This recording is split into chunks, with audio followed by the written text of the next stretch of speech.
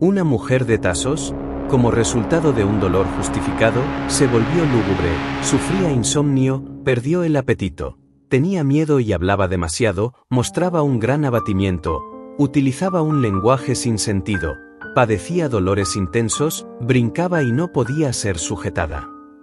Esta descripción del médico griego Hipócrates, siglo IV a 5 a.C., podría ser el primer caso del que tenemos noticia de una persona con lo que hoy conocemos como trastorno bipolar. También llegó a la corte española con la familia Borbón.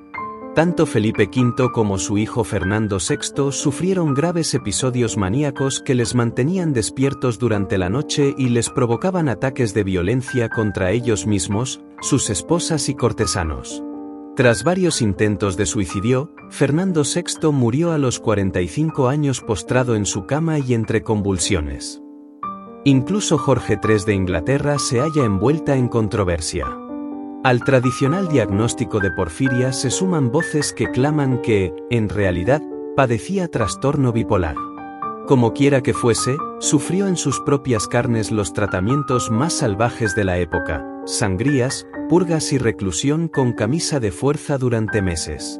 Curiosamente, el rey fue víctima de 2 intentos de asesinato por parte de 2 enfermos mentales, Margaret Nicholson, en 1786, y James Sackfield, en 1800. En lugar de penarlos con la horca, a ambos se les internó en el hospital de Belén. El beneplácito del soberano no pudo ser más empático hacia el mal que lo trastornaba. Me encuentro hoy reflexionando sobre una condición que, si bien es conocida hoy como trastorno bipolar, tiene una historia tan antigua como la humanidad misma.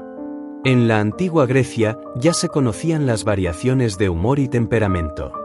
Hipócrates, el padre de la medicina, describía a los individuos que pasaban de estados de euforia a melancolía, aunque no les daba un nombre específico. En sus escritos, Hipócrates mencionaba un desequilibrio de los humores como la raíz de muchas afecciones psicológicas. Es fundamental, como punto de partida, reconocer que los trastornos del ánimo no son fenómenos recientes, sino que han estado presentes en la historia del ser humano desde sus albores. Aristóteles ya propuso la asociación del carácter melancólico con la excepcionalidad.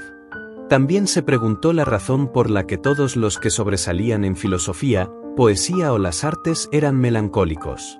En efecto, la historia nos revela una cantidad significativa de personajes que atribuyeron a su enfermedad una producción artística sobresaliente. El concepto de la bipolaridad, tal como lo entendemos hoy, comenzó a tomar forma en el siglo XIX, gracias a científicos como el psiquiatra francés Jean-Pierre Falret, quien acuñó el término locura circular para describir los ciclos de manía y depresión.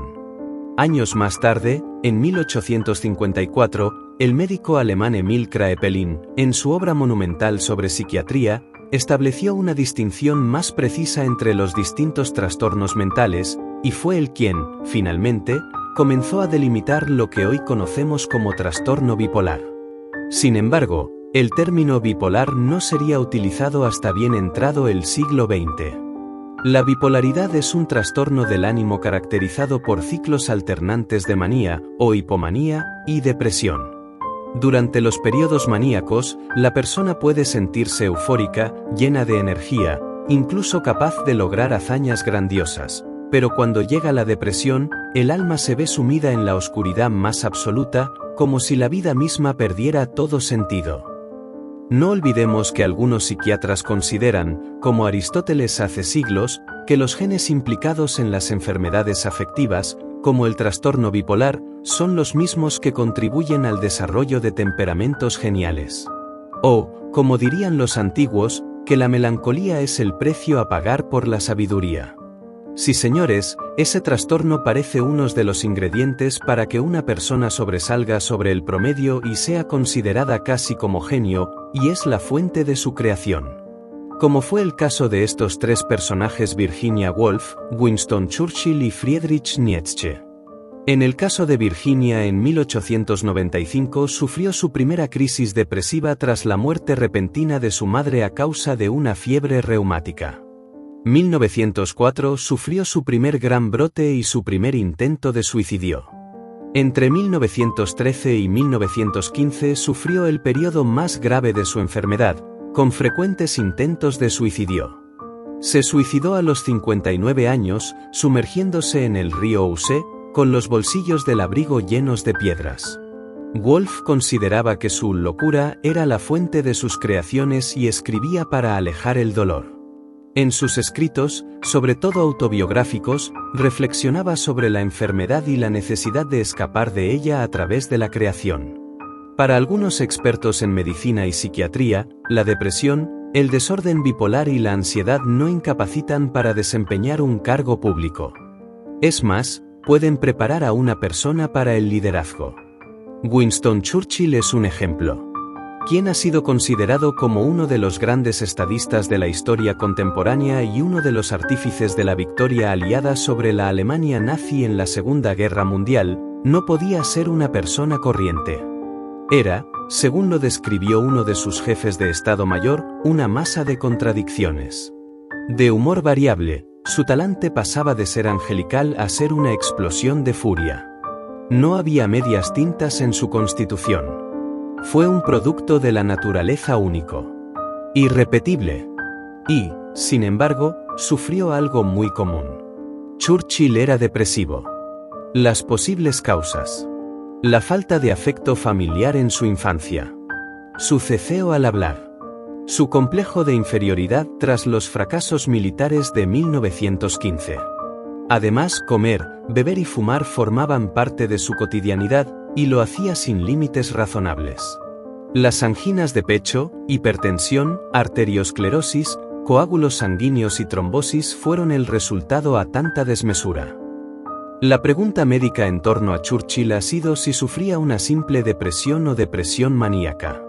Parece ser que solo tuvo depresión ya que murió a los 90 años y no se le conoce ningún intento de suicidio.